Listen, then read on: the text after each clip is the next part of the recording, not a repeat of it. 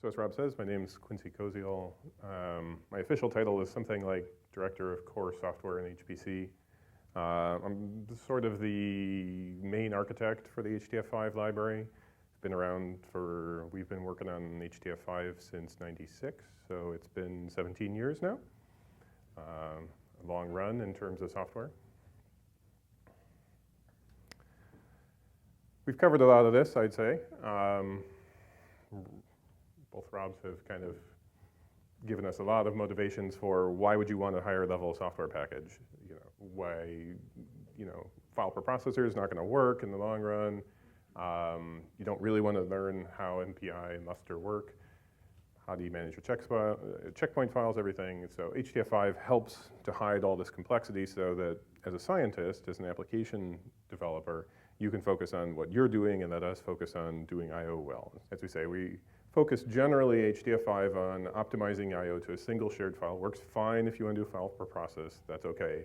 And there's a couple of permutations about HDF5 where you can break it up into multiple files, but in general, working with a single shared file from a parallel application. So we'll cover a few topics in the intro, talk a little bit about the data model, briefly about programming HDF5, get into parallel access and then performing tuning and everything, and probably I'll switch slide decks for the second two bullets here. So HDF5, what is this?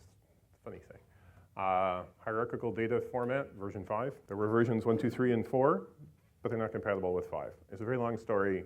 I'll tell you about it at dinner. The format's completely open. We've got a file format specification out on the web.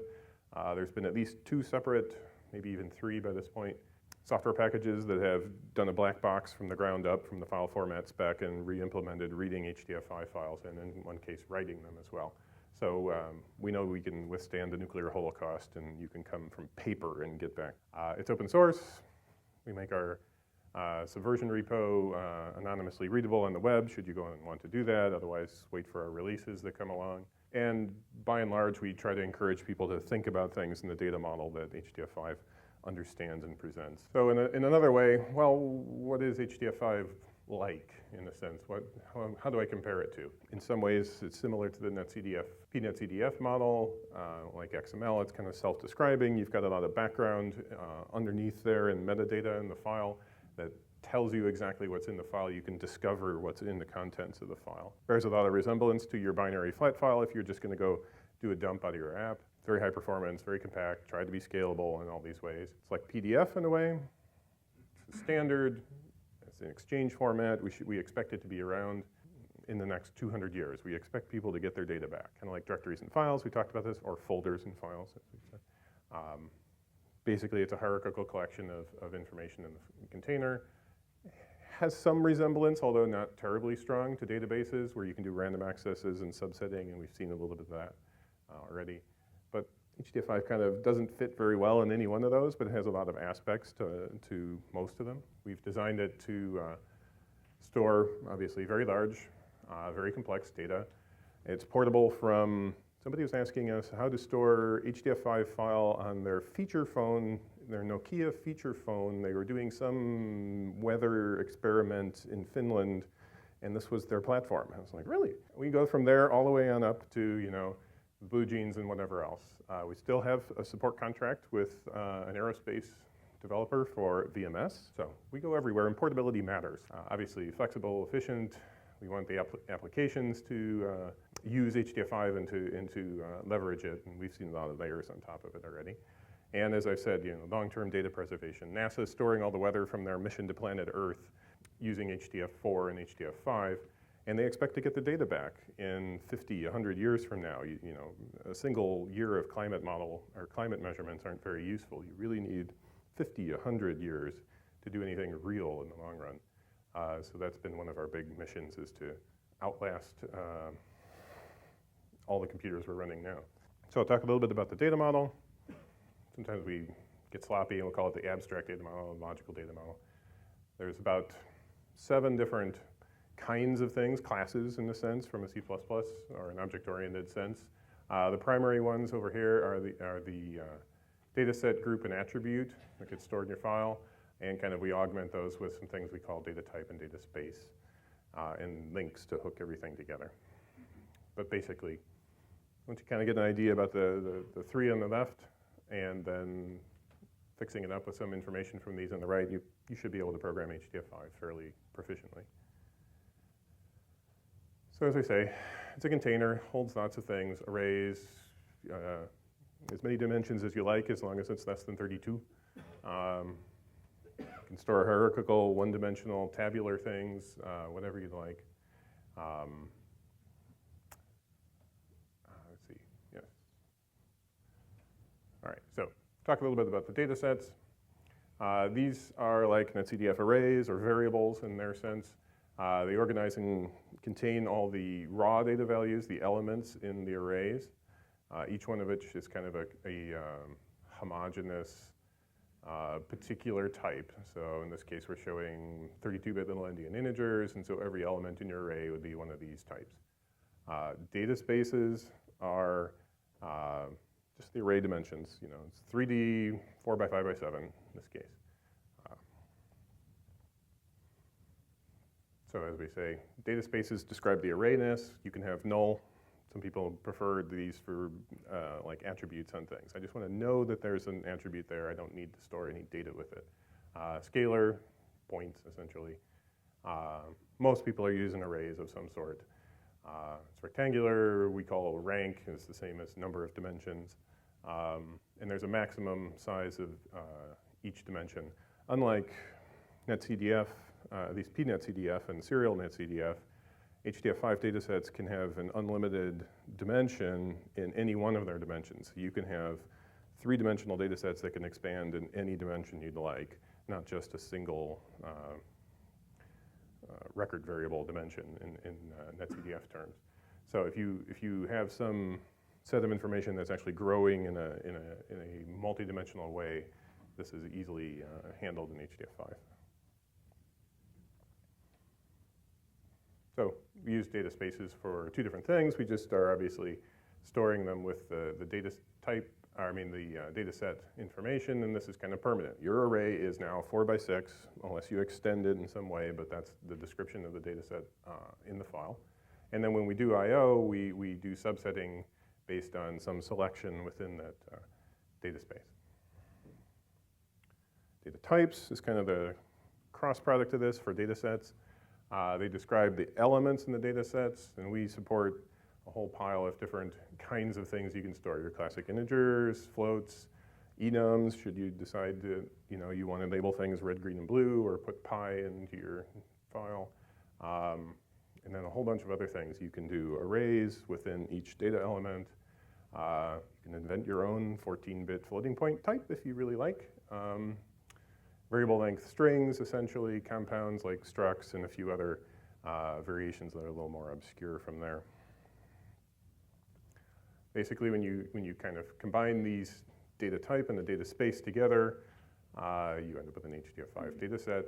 So each element has a particular type, and that's this data type. The values themselves are obviously different in each location, but the type is the same. So here's another more complicated data type. We have a 16-bit integer, a character, a 32-bit int, and then an array of 2 by 3 by 2 of floating point numbers, all in this compound struct type. And then that is what is stored in every location in the HDF5 data set. Still the same, 5 by 3, but more complex.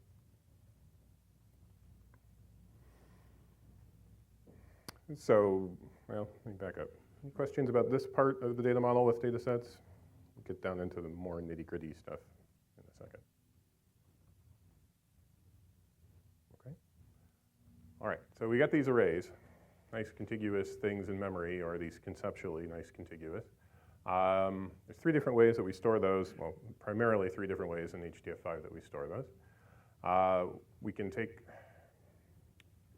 the array as you define it, whatever this is, 18 by 10 or something, and just store it contiguously, physically adjacent, all the kind of the way you'd store it in memory off in the file. And this is the default, it's the easiest one to get your head around. Otherwise, you can store them chunked. In this case, we'll break up the array. You tell us how big you want these dimensions for each chunk to be. In this case, it looks like it's about 6 by 5.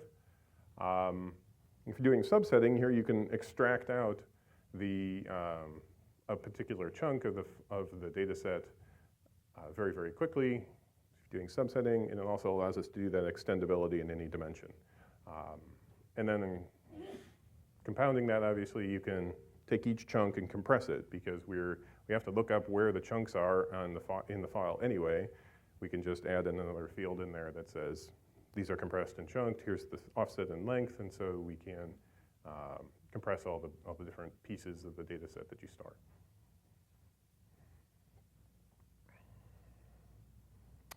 So next on attributes, they're a lot like data sets, essentially.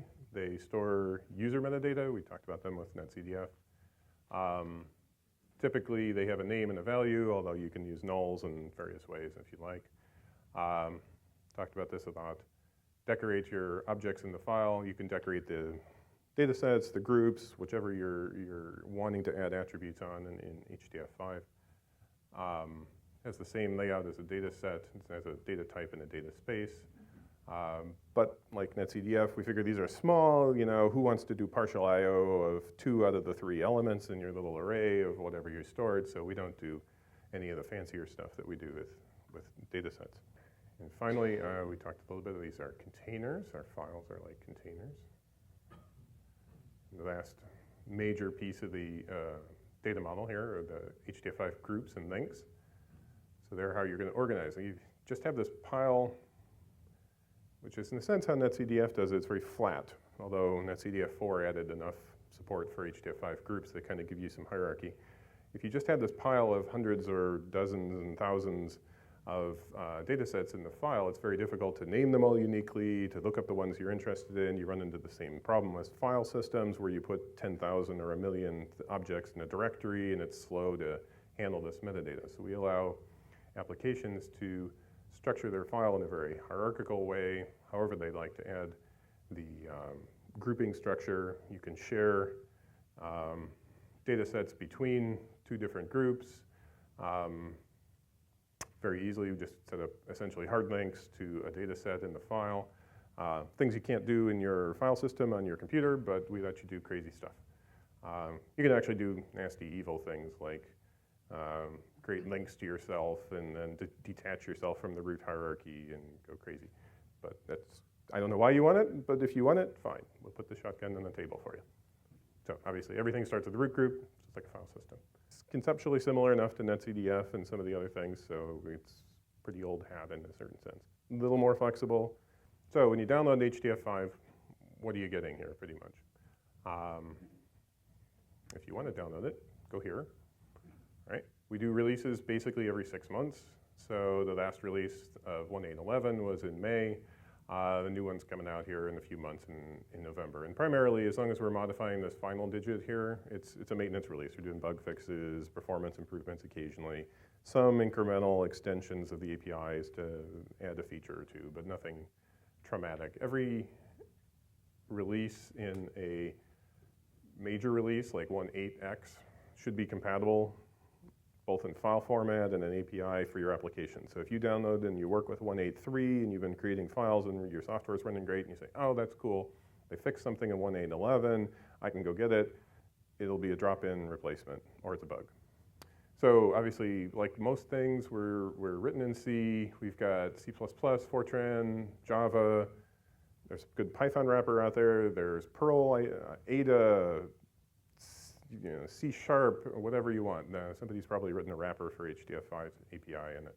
But fundamentally, the core is written in C, so it's fairly portable across all the different systems out there. The distribution comes with a bunch of little utilities for doing various operations on the file, the things you create. And then, whenever possible, we provide pre-built binaries for a bunch of different platforms that we have reasonably easy access to and aren't too weird. Everybody tends to customize their BGP or their Cray or something, so we tend not to go there, but we've got good help pages and advice for people to check in with us. We ship a couple of compression libraries with us normally, but there's a plugin interface and you can design your own compression modules if you'd like, just as well. Yeah, I mean, Barbara, Raise your hand. She's our help desk. So if you email help@HDF, there's actually a real person there all week long answering your email or the phone, but don't call, just email. To answer questions and try to help you figure out. We've got a lively forum of mailing list and other things too. So there really is support in a stronger sense than a lot of different open source packages.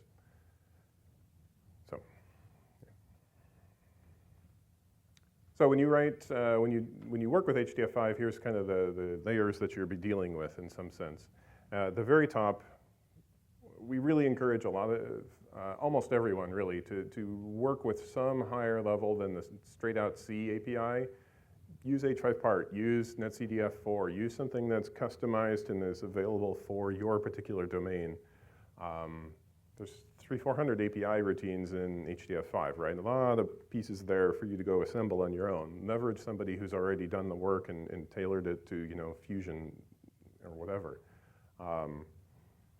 But there's also command line tools and a Java browser and some other things up there. So that if you just happen to get an HDF5 file and you don't even want to do programming, you can probably do some reasonable amount of work with the file and figure out what's going on without even getting into programming. Below that, there's things we talked about already, runtime stuff, all kinds of craziness in the library. And at the bottom level, we drop files that are either HDF5 straight out. You can split them into, say, put all my metadata here and all my raw data there in case that is a benefit for your particular file system, and it usually is. We do MPI/IO, as Rob's been talking about. There's custom interface here if you have some desperate need to stream your data over the internet or write a URL retrieval scheme or something crazy. There's ways to get at your data that aren't strictly speaking files. We also ship a driver that's a core file driver, so you can create an HDF5 file in memory, and then when you close it, it just goes out to disk as one giant I/O operation, which frequently is a reasonably good performance thing. Can't share it too well until you close the file, right? But once you've done that, it works fairly well. H5dump is nice to kind of see what you've been doing as you've been creating the file. You write your app and you say, okay, what does this really look like? Use that, or the Java browser to kind of take a look at the guts of the file in a lightweight way. Don't dump a terabyte, just come into your console, right? And Java doesn't handle that well either. Like the MPI/CC or the other compiler scripts, there's a fair amount of include files and libraries and things that you should probably be linking into, so we provide some scripts to help you build and compile your apps. And there's just piles and piles and piles and piles of example code out here. I really encourage people to go check out everything that's on the FTP server, well, on the web server now. And you can learn and pick up lots of example code there. It'll get you up to speed pretty quick. So in a lot of ways, these are object-oriented programming models. netcdf and HDF5 are very similar. You're going to open your object, you're going to mess around with it somewhere, finally close it. These are kind of permanent things that get stored in the file. There's properties that you can define that kind of tweak the behavior of it. In this case, oh, I want this data set to be chunked instead of stored contiguously, or how I'm accessing it, collective versus independent access mode, these sorts of things. So you're probably going to be creating objects with a permanent effect in the file, but then you're going to be tweaking them with properties in some way. So as I say, there's all kinds of crazy bindings. You probably won't be using .NET, but it's there. All the C routines, by and large, lots of the Fortran in Java works this way as well. It's H5 and some letter, right? That letter is the character that corresponds to the object you're dealing with. So in H5D, it'll be a data set. F's are files. S's are dataspaces, or D was already taken. So you'll see H5G for groups, L for links, T for types. As I say, it's a broad, extensive set of functionality, similar to like MPI, right? You open up the MPI manual and you go, oh my goodness, 600 API routines. But pretty much you can deal with stuff that's just doing the simple stuff that you need to get up and running with, and then work in more details as you go. Take one of the examples from the FTP server, build it, look at it, work from there. So here's kind of a pseudocode sketch of how that normally looks. You're going to create or open your file, create a data space to define your data set with, create the data set, read and write to it, close it up, close it up, close it up. We're all done. We don't do any garbage collection in a sense. You know, this isn't C++, this is C. When you malloc, you have to free, and when you open, you have to close. Anytime we give you an ID, just as a word of caution, people say, oh, there's a memory leak in HDF5. 99.9% of the time is you didn't close your IDs. If we give you back an ID, close it. Data spaces, we're going to talk a lot about selections and partial I/O, so I won't spend too much time on this. Groups, you can create arbitrary connected graphs if you like with all the different group information. Attributes, talked a little about augmenting the data sets and the groups themselves, and property lists. There's plenty of reference manuals. The whole website is full of all the information for everything, so you should go there and take a look. All right, couple walkthroughs for C examples here. And again, still encourage people to try the compiler scripts. They'll save you some time. If you desperately need to, you can kind of look inside them. They'll show you their include files and libraries that they're trying to link in with you. And so if you really want, you can have some more control over it and take all those out yourself. But they'll obey things like C flags or FC flags or whatever. So if you need to pass in some custom info to your code, you can get it in. So we're going to create a very simple file. It's going to have, every file has a root group, so we don't create that. But it's going to have another group over here and a data set that's a 4x6 array of integers. To the outer bracket of this, everything that we work with in HDF5, these IDs we give back, these HIDTs, so you'll see those a lot. And we're, of course, not checking error status because there isn't enough room in the slides, but do that, please.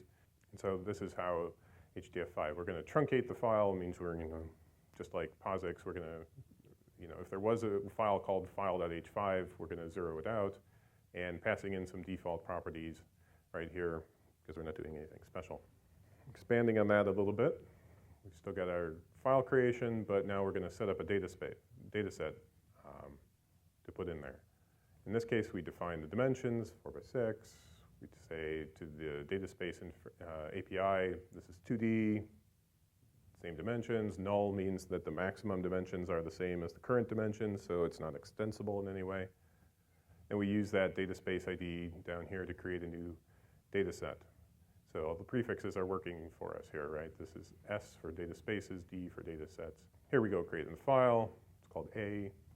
It has a data type that is a predefined data type in this case, a standard integer, 32-bit, big endian in this case, using the data space we created earlier up here. Bunch of more default properties. Talk more about those later. And then close everything. At the end of this, you'll have a file that looks just like a data set called A hanging off the root group. Adding in the groups are just as simple, simpler in fact. You just say, create me a group in the file called B. If you don't specify anything else here, it'll put it in the root group. You could specify another group ID and it would kind of create a nested hierarchy if you'd like to as well. Close everything up. And at the end, if you dump the output of that file, you kind of get what you think. We didn't put any data in the data set, so it has zeros for the fill values. H5 dump will just show you all the zeros happily, but it's everything we defined. The current dimensions are 4x6, maximum dimensions are 4x6, has the A and the B data sets. Obviously, it's not going to help you not to create empty files all the time, so here's how we put data in the file. Somewhere there's a buffer that you're going to write data from. Here we initialize it to something trivial. We say, in this data set, I'm writing out my array in memory is native integers. So whatever the machine is for this system, I declared my wdata array to be int in C, right? So that means native int. It's not the standard I32BE thing that we said earlier, right? And HDF5 will do the type conversion for you transparently. You say, go from native int to whatever's in the file, and you've already described to us what's in the file. You said it's a 32-bit big endian integer, and we know how to do that conversion, so we'll just do that conversion for you. In this case, we're going to say the all, and the all here mean my array in memory is going to write to the whole array in disk, and it's the same size in memory in the file. This was the file one, that's the memory one. A couple more default properties for other fine-tuning, and my array. So at the end of that, you wrote your data. Any questions up at this point? This is really easing into the pool at the shallow end. Okay. So now we've got this data set, and we want to say, oh, okay, how do we do this partial I/O? Because eventually I'm going to need to be doing partial I/O from all my different ranks in my processes, in my big MPI job. So I want to create a file somehow and just write these selected elements to it. In order to write that subset, you've got to describe it to HDF5 in some way. And we call that selections, and in this case we're going to use a Hyperslab selection. There's a couple different types you can use. And when you specify the selections, we'll perform I/O only on that and not on any of the other things around it. We don't do any ghost cells or anything unless you are explicitly doing it for yourself. So, as I say here, there's two types of selections, these hyperslabs. I'll show you some pictures of these fancy things, and point selections. Point selections allow you to kind of, if you're going to output a mesh and you want to output a particular set of the points in some reasonably efficient way, then point selections are a little bit better mechanism for doing that than hyperslabs. But as I say, we're going to do hyperslabs mostly in our parallel stuff today. So that doesn't show up terribly well.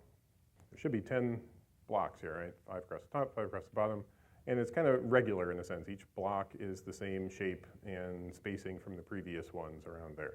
So regular hyperslabs. Simple ones, or it's a single block.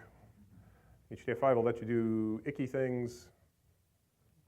If you combine together several blocks that are interesting to you, it could be disjoint even and irregular, funny shapes.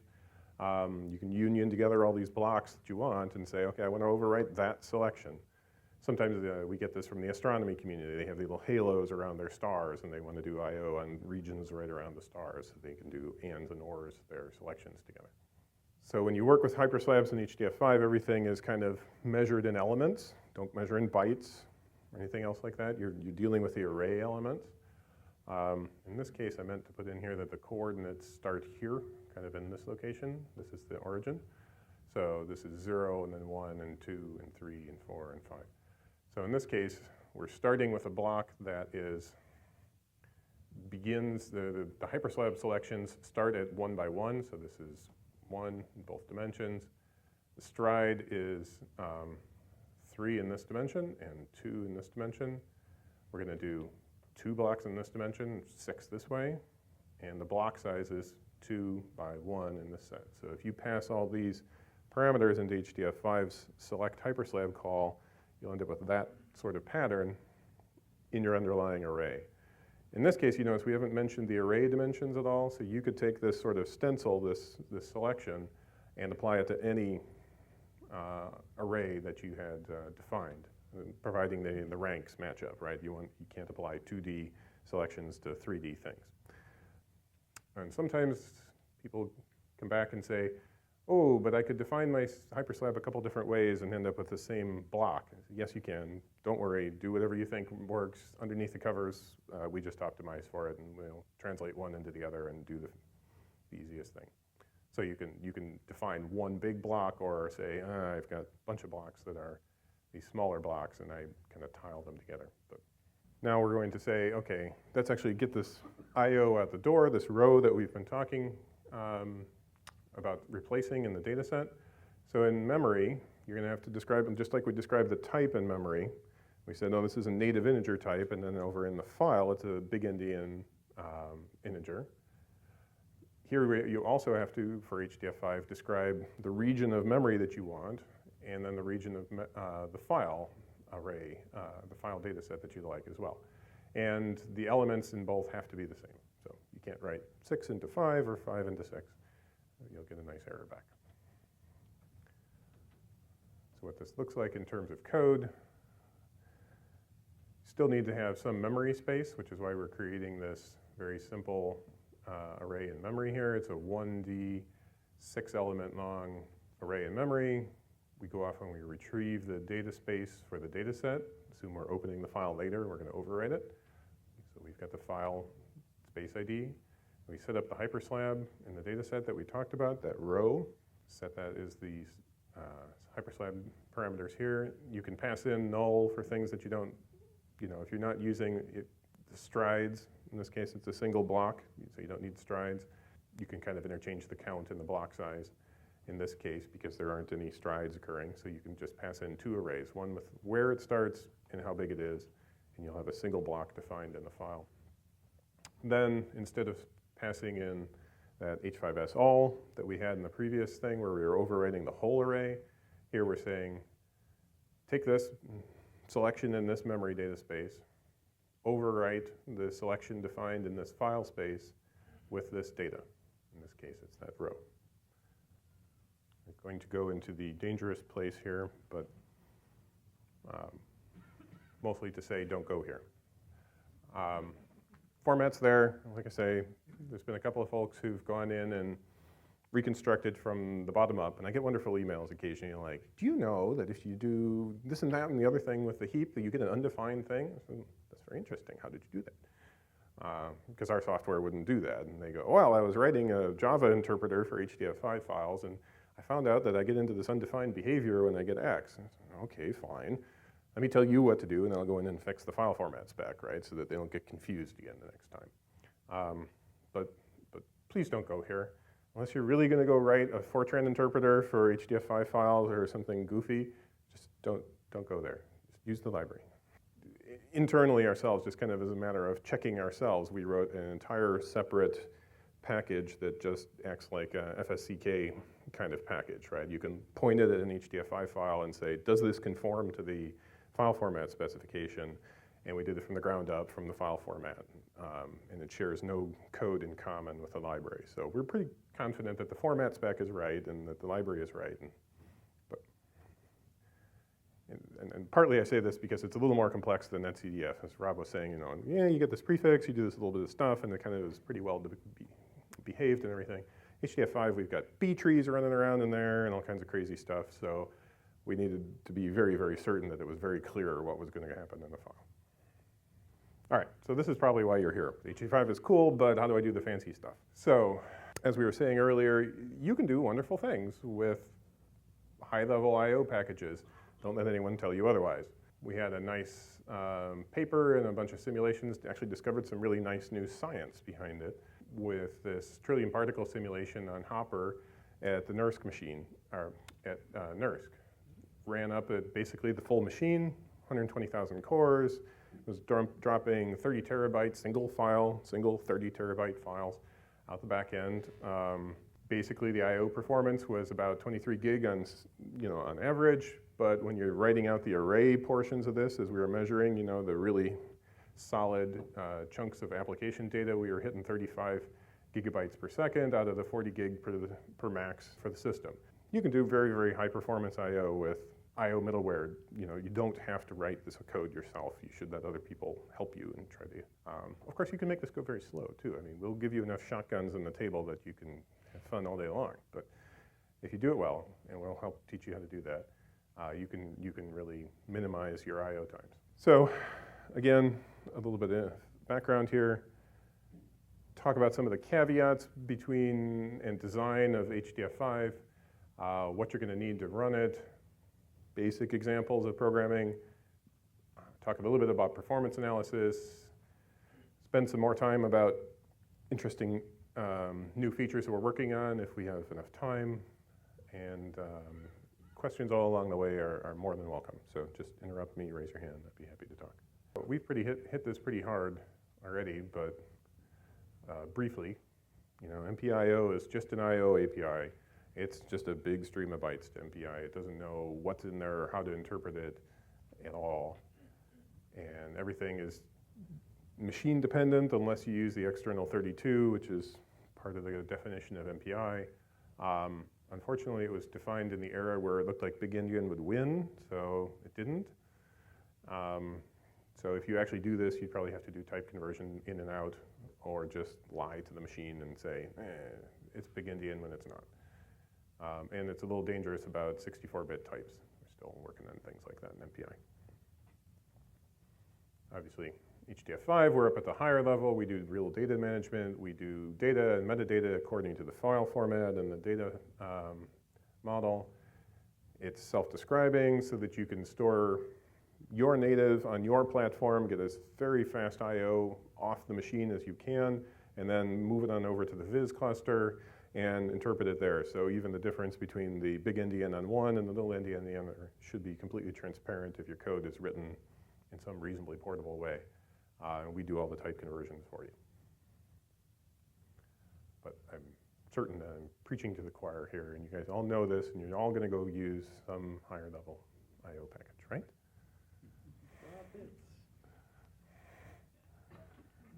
All right.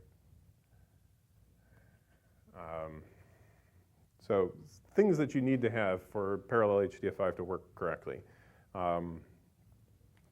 The goal is to allow multiple processes doing I/O to the file at the same time. As I say, it's a single file image across all the processes. Obviously compares badly, or single file per process is bad in the sense for the post-processing and the rescaling for a different number of processes, and you get way too many files. So we use standard parallel interfaces, MPI or POSIX in certain cases, and the requirement was to also obviously be portable. We're pretty heavily invested in MPI, although I've been kind of tossing the ideas around about making changes there, so we could go in different directions in the future if there's a compelling reason to. Also, all the files that you create with parallel HDF5, we wanted to make certain they're totally compatible with serial files, so you can move your data between one machine and the other and have access to it wherever you'd like. There used to be a really famous picture of Larry Smarr, the original director at NCSA, having the little Mac, original SE or whatever it was, sitting there on top of his Cray, visualizing the data from the Cray onto the Mac. It was very funny. So a couple more requirements. You need a version of MPI that supports POSIX I/O. If you're going to use the MPI POSIX driver in HDF5, there's 2 MPI drivers in HDF5. One of which does direct POSIX I/O, so it's going to do POSIX reads and writes out the bottom. It's not going to do MPI file write or this and that at the bottom. And the drawback from this is that you don't get collective I/O, but you do get the benefit of, okay, I know what I'm doing. I just want to have POSIX I/O happen out the bottom. We use MPI in that case for coordination, for communication level stuff, but the I/O actually happens in POSIX. In the past, this had been, and it's not necessarily true anymore, but a while ago, this was better on the IBM GPFS systems that we had at the time. Probably has changed at this point. Most people, and I would suggest you start with the MPI, using MPI I/O for the actual I/O. And there's a wide variety of MPIs that have good MPI-O drivers with them now. And you're going to need some parallel file system if you're going to get reasonable performance. You can do MPI to NFS and other things, but it's not going to perform well.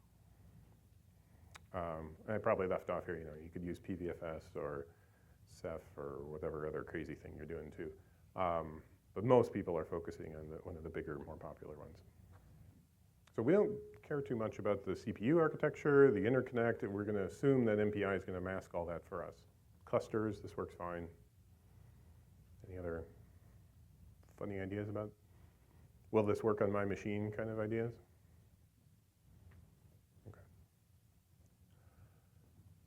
So what this looks like, a parallel HDF5 layer cake. You've got your app. It's running across all the compute nodes, as many as you like. It's calling down here into HDF5. We build up internal data structures. We pass them through the MPI library. Sometimes it's very simple. We just say, oh, go write these 500 bytes at this offset, and it's fine. Other times, we'll go ahead and construct these really, really fun, gnarly MPI data types and do I/O with them and break MPitch and do fun things.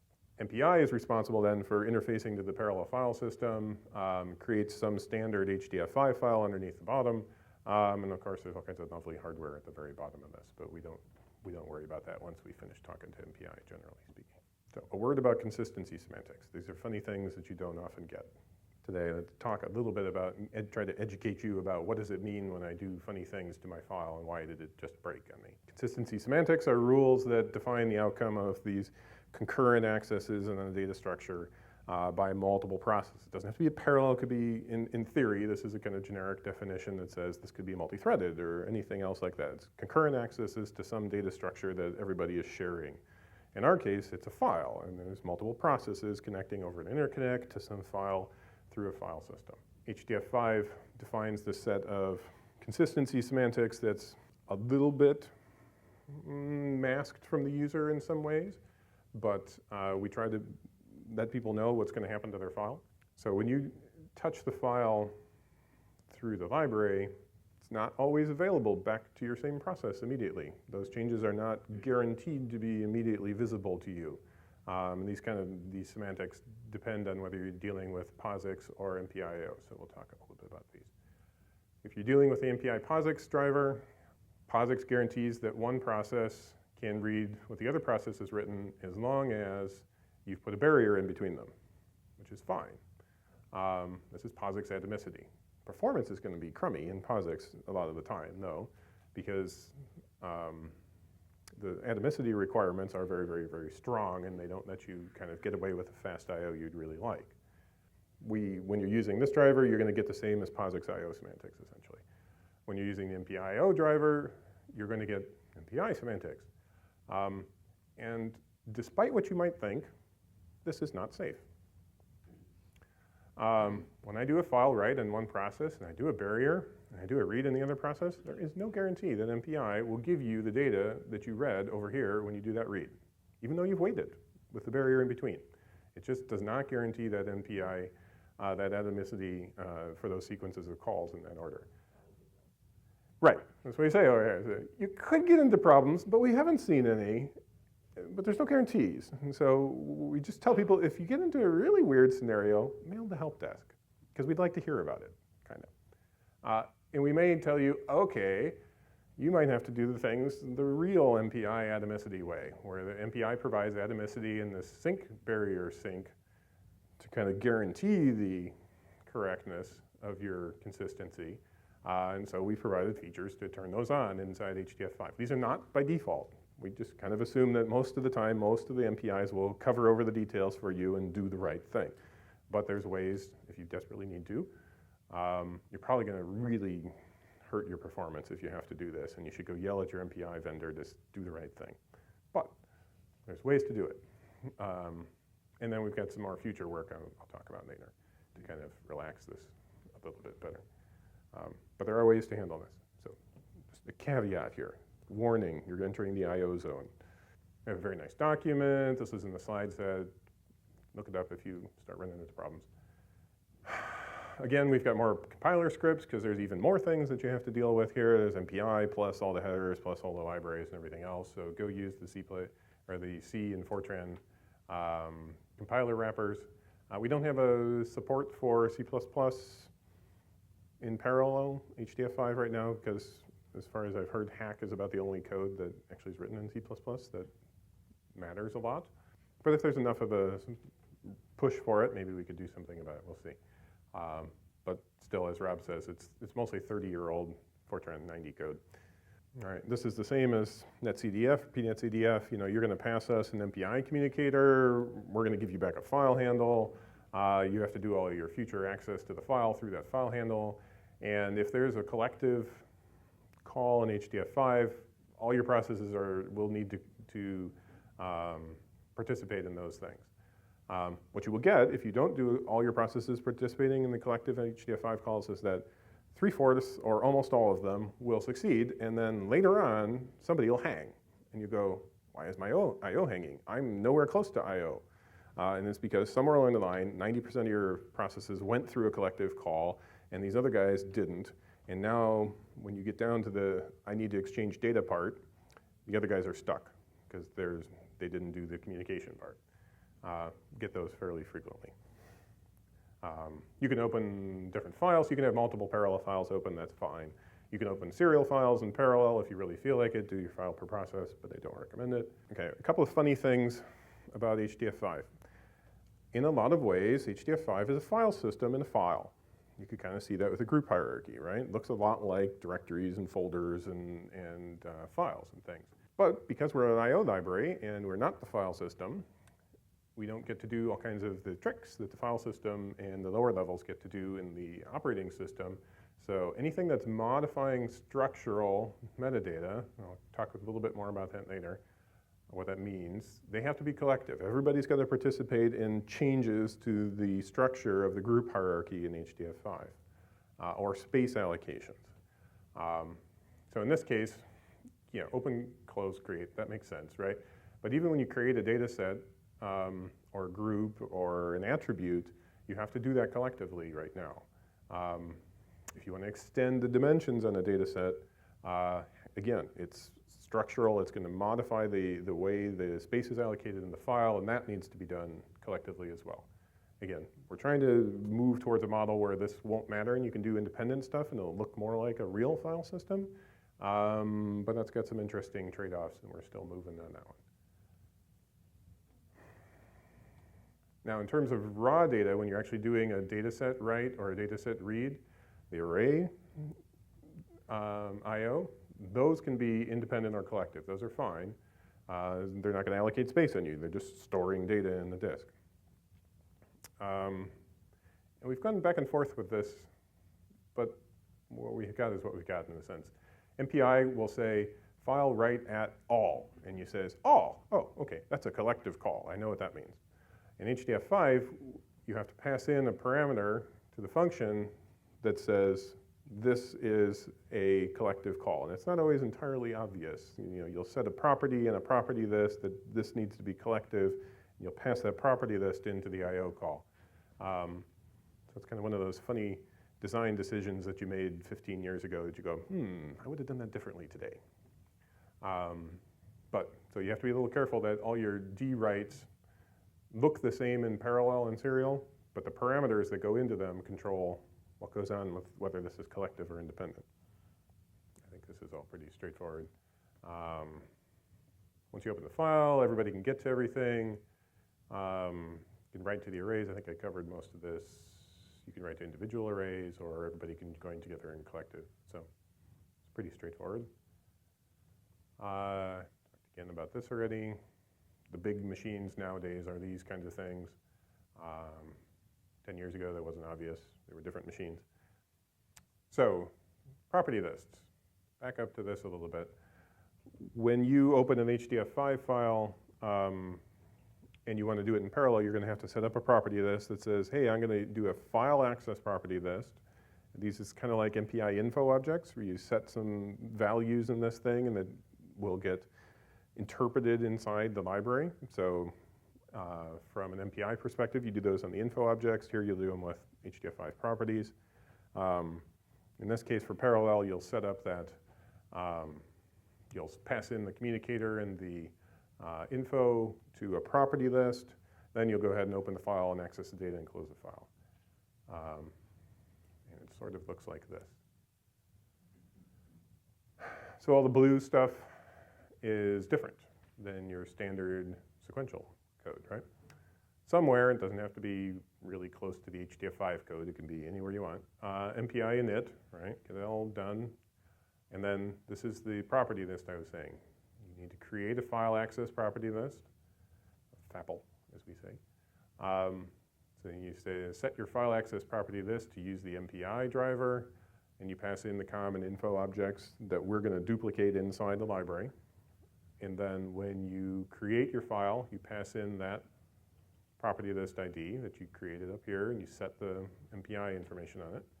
So now this file ID that you get back is a parallel file ID. The rest of this is fairly straightforward until we say, oh, I want to do some collective I/O on my data set down here. So we create a dataset transfer property list. We tell it that, by the way, anytime you use this property list, it's going to initiate collective call, and one of those parameters where we had H5P default before, we're going to pass in this dataset transfer property list that says I'm going to do collective call. So this is the difference where I'm saying it's kind of a little bit hidden. It doesn't say H5D write all. You have to kind of look at the parameters you're passing in and say, oh, does that parameter have the collective property set on it? So a little bit bigger example, using some I/O patterns and things. Any questions up to here, though? HDF5 in a parallel general sense? I know, it tortured me for years. The MPI guys just say, no, we don't like it. It's how the MPI standard reads. There's nothing I can do about it. It's the way the standard is. David, you could imagine an MPI implementation caching on processes. The one thing missing from Quincey's discussion of this write access is the flush step, either a file close or MPI file sync.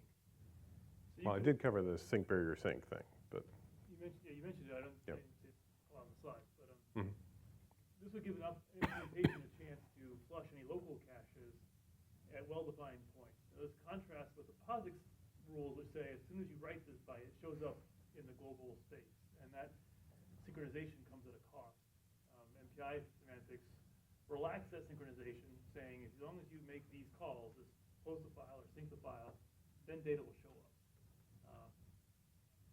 So if you are sending a message to somebody via the file system, you're going to be in trouble.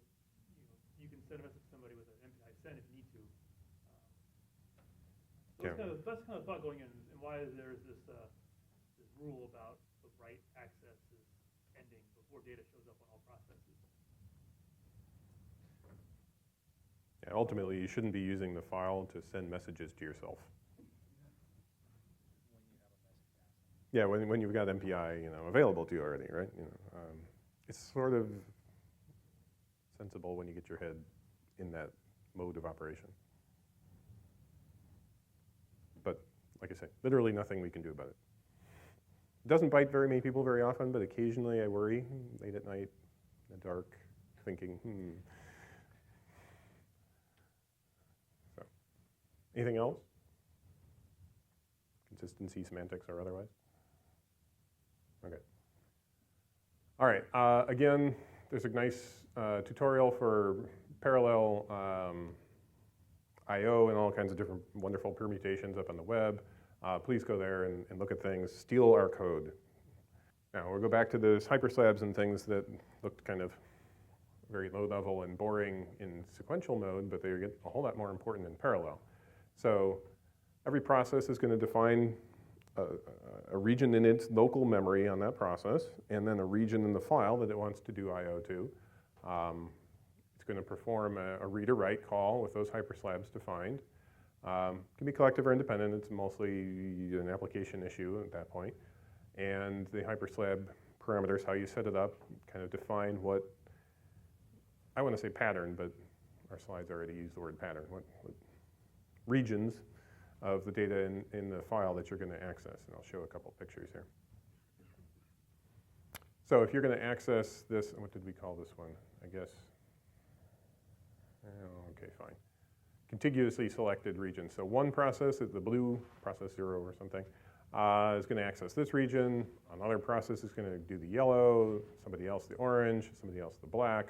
So everybody's got ownership of different regions in the file.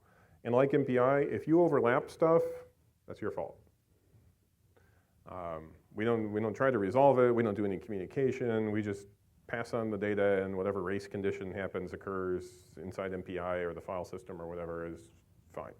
So if you had the top process accidentally allocate 3 rows, and this next process overwrote part of it, some of your data is not going to get there. So by rows, by columns. This is one where collective I/O will give you a huge benefit, because otherwise, this one process who's writing this column is going to write, or writing the columns, I guess we can say it. Let's imagine two processes, one blue, one orange. This guy's going to write 4 bytes, probably. 32-bit, yes. Write 4 bytes, skip 4 bytes, seek, write 4 bytes, seek, 4 bytes, seek, 4 bytes, seek, 4 bytes. It's horrible, right? But if you do collective I/O, it gives the MPI implementations 2-phase and all the collective buffering wonderfulness. Go, oh look, You're writing the rows, or the columns here, and you're writing the columns there, and by golly, they match. I will fix that for you. And your I/O will happen in one I/O instead of like 1,000. Same thing for this sort of patterned I/O, if you have some funny checkerboard pattern that you're dealing with. This is kind of a funny place in the middle. Normally this would be bad, and I would say go use collective. But if you've defined a chunk data set in HDF5 where your chunks were 2 by 4, then I would say, no, it's fine for independent also, because each process is going to write to one chunk, and that's all contiguously stored in the file. So each process will access those eight elements and just access those, no seeks involved. Collective is fine, but it won't hurt or help really in this case, unless they're all really, really tightly defined in the file system or in the file on disk, and then maybe MPI can cover it all with one buffer or something funny like that. But it's kind of neutral almost in a sense. You can do complex things in, there is kind of a funny pattern here, but it's really hard to see, sorry. So you can do irregularly shaped things in parallel if you like, or do funny rows and square regions and things. There's no limit on the selection restrictions. Doesn't have to be squares if you're doing parallel I/O. So whatever selection you described to HDF5 will create some potentially very complicated MPI data type, and we'll do the I/O for you and make it get out to disk.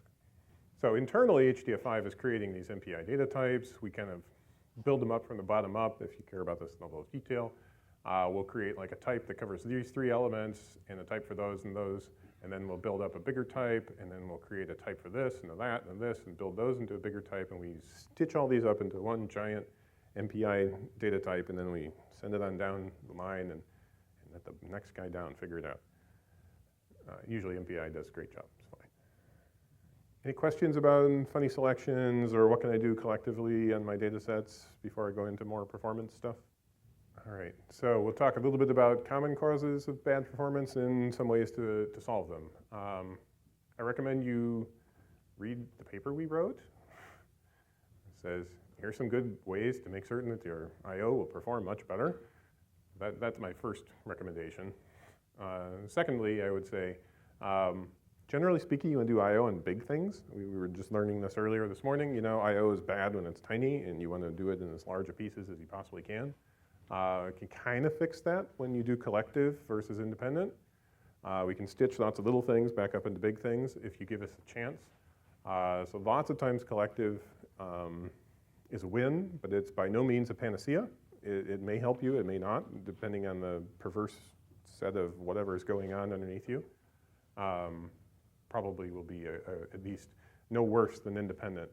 But occasionally it's difficult to get all the processes in the same place at the same approximately time. So collective I/O sometimes isn't a very good option for some types of code like AMR codes and things like that.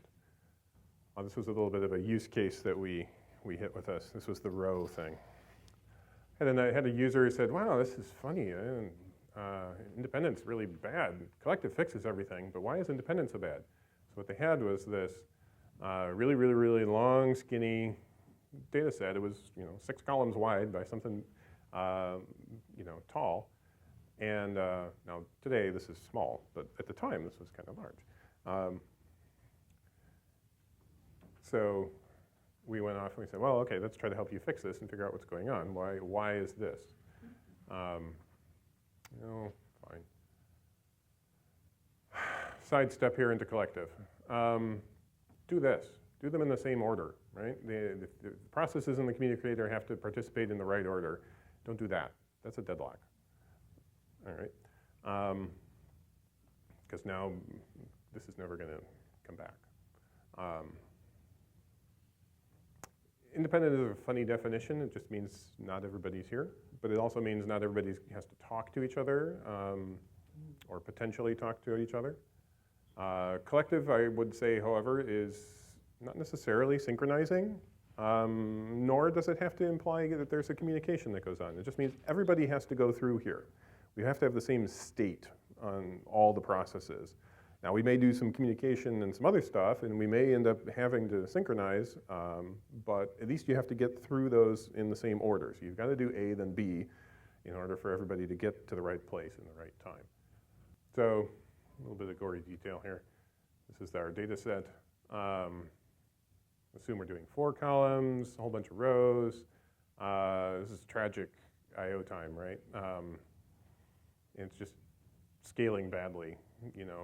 30,000 more bytes and it doubles our time, and it's just like crazy, 16 kilobytes a second at the time.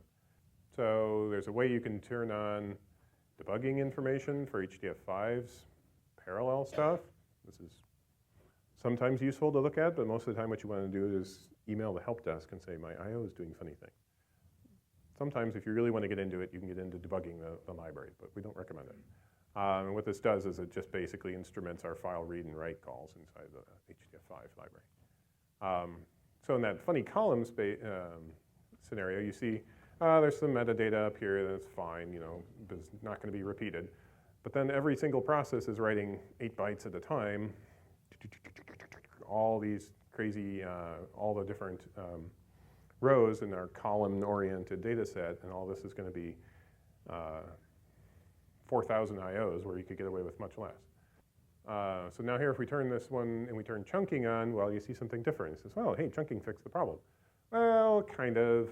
We made each chunk be a long, thin piece of our column, but now it's not quite as nice as it could. Ideally, all these 8,000s should be 32,000, but it did help. So sometimes chunking will help your I/O problems. If you can't do collective in some particular scenarios, tuning your chunking will help. And if you do collective, you'll get 1 I/O at the bottom, so you won't worry about that too much.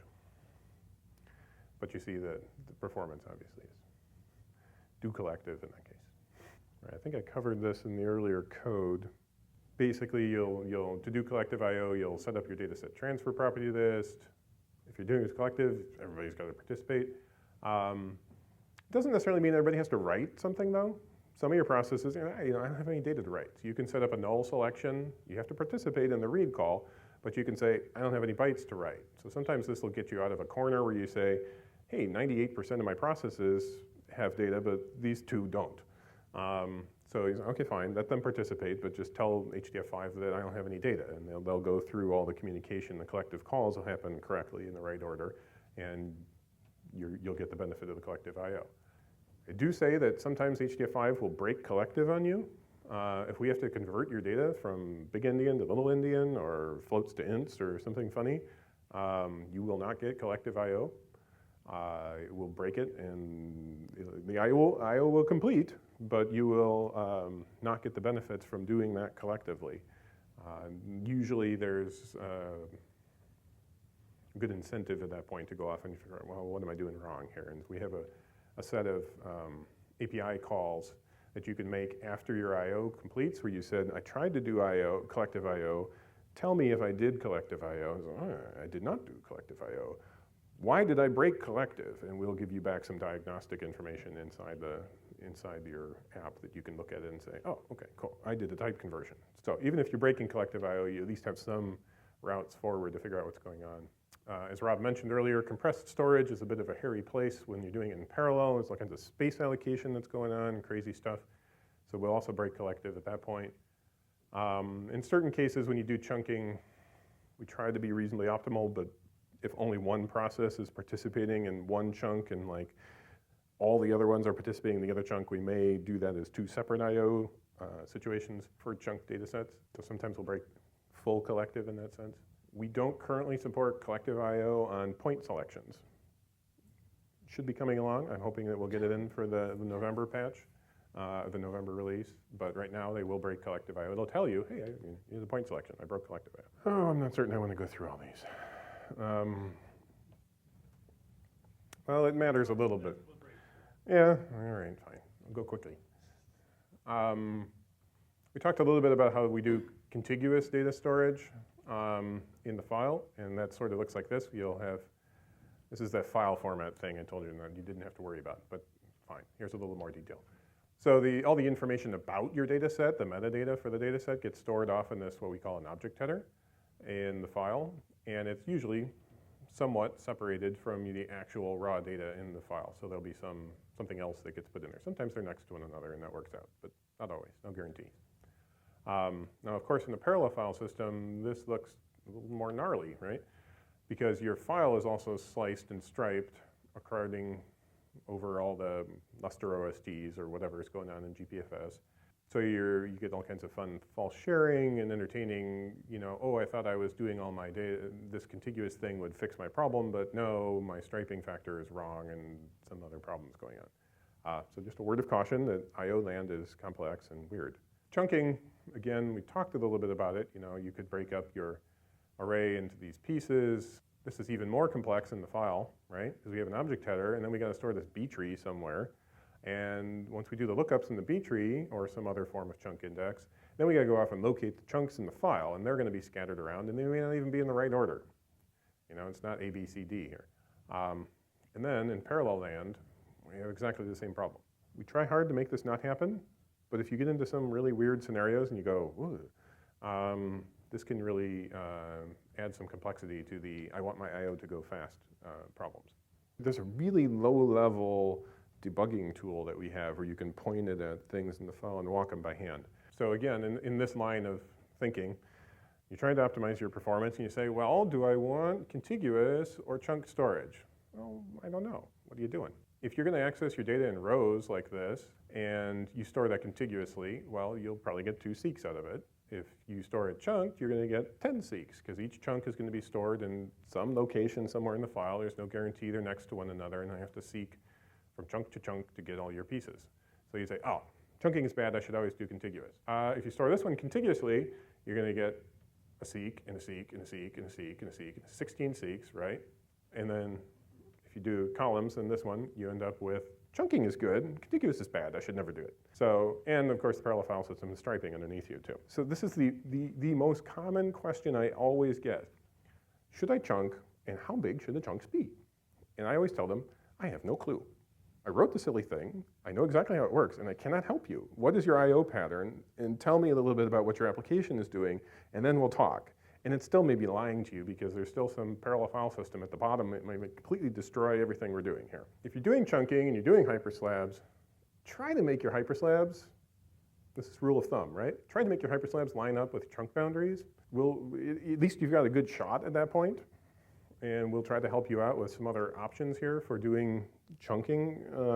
I/O, essentially, the collective I/O for chunking here has some different options that can occur. When you do collective I/O on chunk data set in HDF5, you can do one giant collective I/O across all the chunks. We call that one linked chunk. You can do collective I/O on each chunk, and that's multi-chunk collective I/O. Or you can just scrap it all, break collective I/O, and do I/O on each chunk independently. It's completely like sequential mode at that point. So when there's this linked chunk, process 0 was accessing these pieces of these chunks. Process 1 was accessing those selections in these chunks, and we build one giant MPI data type that is all this stuff blended together, and we hand it down to MPI and say, you figured out. Multi-chunk I/O, where we go, looks like this isn't going to work out too well, but maybe we could do collective I/O on this chunk and this chunk and this chunk, and we'll do independent on these other ones. So we'll go along chunk by chunk, and we'll decide if enough processes have a selection inside that chunk, and then we'll do collective I/O on those. Otherwise, we'll flip over to independent.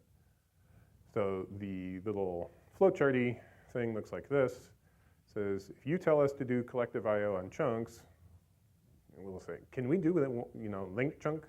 And if we can, we'll throw that down there. And this is the property where Rob was asking about if you get to throw in some controls here at the application level. You can tweak the parameters and adjust to say, I always want that to happen, I never want that to happen, here's my threshold, whatever's going on. So you get to inject some control over the flow here. So anyway, the flow will generally end up looking like this. This is probably your best shot almost all the time. Try to let the library do one single collective I/O call on things. Occasionally that's better. This is almost never good, but sometimes necessary. Metadata snarls up enough people we should spend the time. Okay, metadata operations in HDF5. We're creating a data set or a group. We're extending dimensions. We're messing around with a group hierarchy in some way. And everything that modifies metadata, that's collective. And this is crummy, and we're working on fixing it. But if you've got 10,000, 100,000, million processes running on your app, and one guy needs to go off and create a data set, everybody has to come along for the ride. All right? They all have to go create the data set together. Working on a client-server model that'll help address this problem, but this has been the way it's been for a while. This dates back to like the early ASCII-read platforms where you didn't have threads or set-aside processes or something else that could kind of help you through the hoops that needed to be leaped through. So right now, everybody's got to participate in modifying metadata. By and large, this boils down to the problem of space allocation. There is only one end of file. And if you need more space, you have to go get it from the one resource that's in the file. So the end of address or the EOA end of file, essentially. It's very simple in serial. You know, we only got one guy who wants to access one resource. So when you need more space, you just say, I need another gigabyte. Gimme. Parallel, if you got two processes and they're trying to allocate space independently, they're going to overwrite each other one way or the other. Everybody thinks that they own it, but they don't. So you have to make these kind of collective metadata, or these kind of metadata modifications collective. Looks like this, generally speaking. Okay, process 1 wants to create a data set. Process 2 wants to create a different data set. Everybody wants to allocate space in the file. And right now, they both think that these bytes are free, and they both use them. Somebody's going to lose. So now, okay, fine. We all have to work on this together. Everybody creates data set 1. We allocate space in the file. Everybody agrees that we've used the right bytes for the data set. We create it. Now we go create this data set. Okay, fine. We go get more space in the file. We create it. This is cool. But the other way, very bad. We cache a tremendous amount of stuff in HDF5. Don't turn it off. You get horrible performance, right? Everything in terms of metadata is kind of tiny, and parallel file systems hate tiny data. So just leave the metadata cache on. There's a good list of the collective calls you need. We do flushing our cache periodically, kind of when some internal metric is met, or the user calls H5F flush. We write those to disk in a couple different ways. Process 0 writes them all, which is modest, not perfectly scalable, but okay in a lot of cases because metadata is small and there isn't a lot of it typically. But we also implemented this distributed write scenario and actually helps on muster and a couple other file systems. This talks about the details of that. I'm going to skip. One of the components of the HDF5 package is this H5perf tool, which is a performance measuring tool. It'll let you test out I/O patterns at 3 different levels, basically the 3 levels that we can have access to. We'll do a pattern in POSIX. You can do the same pattern in MPI, and you can do the same pattern in HDF5. And you can say, what is the performance penalty for moving from HDF5 if I really wanted to do this in MPI? And most of the time, our goal is to make that 0. We just basically ride on top of MPI, and you shouldn't see much of a difference at all there. You will see a difference between POSIX and MPI, because MPI gets to do all kinds of fun caching and collective buffering and good stuff. But this will tell you kind of, go here, get these things, email the help desk. Very easy, help@HDF Group. I could talk about some upcoming features. I'll at least touch this one because this is similar to the PNetCDF delayed execution model of things, although with an HDF5 kind of spin on things. We basically wanted to allow multiple dataset I/O operations to occur at one time. Let's make an even bigger and more complicated MPI data type for MPI to deal with. So you have some way of saying, I want to do a multiple dataset read or write call. You pass in an array of datasets along with the selections and everything else, some really complicated sort of stuff. And basically we've seen almost an order of magnitude speed up for these things. The difference between creating, almost 1,000 datasets and writing to them with single calls quite a bit different than the difference between writing to them with this single call where you get to write all 800 or so of them at the same time. This one is very similar, even more data sets, even more obvious, don't do this.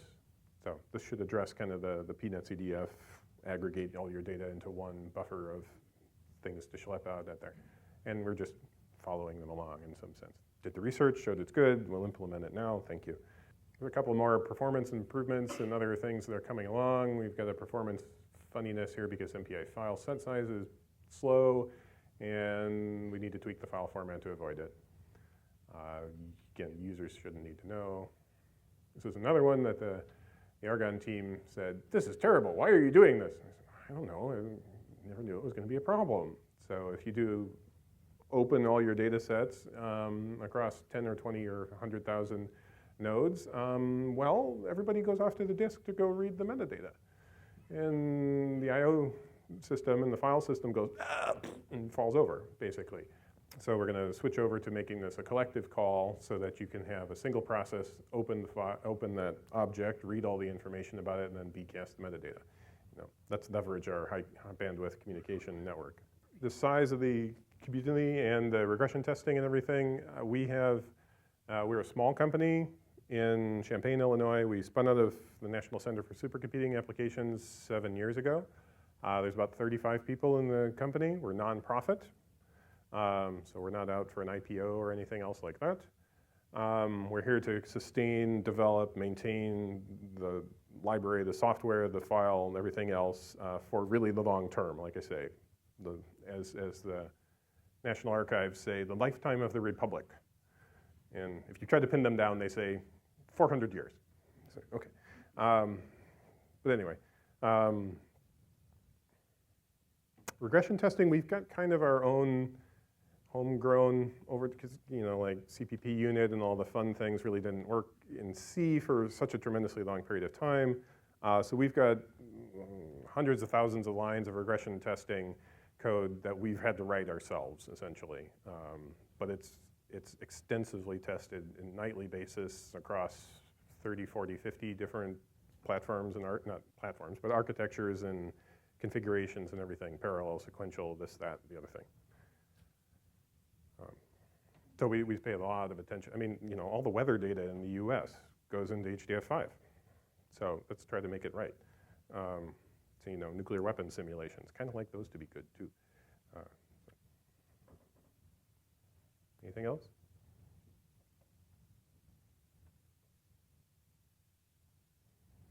Okay. Well, we're back in 30 minutes. Yeah. I'm going to give you the slides and everything, and the cards for the help desk are here, plus at least Barbara and I and maybe Jonathan will be hanging out this evening too for more questions and hacking and be here for whatever you have to ask.